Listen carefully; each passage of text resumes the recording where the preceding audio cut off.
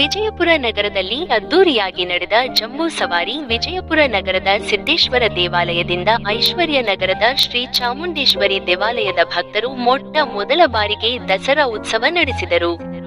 ನಿನ್ನೆ ಚಾಮುಂಡೇಶ್ವರಿ ದೇವಿಯ ಜಂಬೂ ಸವಾರಿಯ ಭವ್ಯ ಮೆರವಣಿಗೆಯು ಆಶ್ರಮ ರಸ್ತೆ, ಐಶ್ವರ್ಯ ನಗರದ ಮುಖ್ಯ ರಸ್ತೆಗಳ ಮೂಲಕ ಕುಂಭಮೇಳದೊಂದಿಗೆ ಒಂಟೆ, ಕುದುರೆ, ಗೊಂಬೆ ಕುಣಿತ, ಕರಡಿ ಮಜಲು, ನಂದಿ ಕುಣಿತ, ಗೊಂಬೆ ಕುಣಿತ ಸೇರಿದಂತೆ ಕೊಂಬು ಕಹಳೆ ಅದ್ದೂರಿಯಾಗಿ ಭವ್ಯ ಮೆರವಣಿಗೆ ಐಶ್ವರ್ಯ ನಗರದ ಶ್ರೀ ಚಾಮುಂಡೇಶ್ವರಿಯ ದೇವಾಲಯ ತಲುಪಿತು.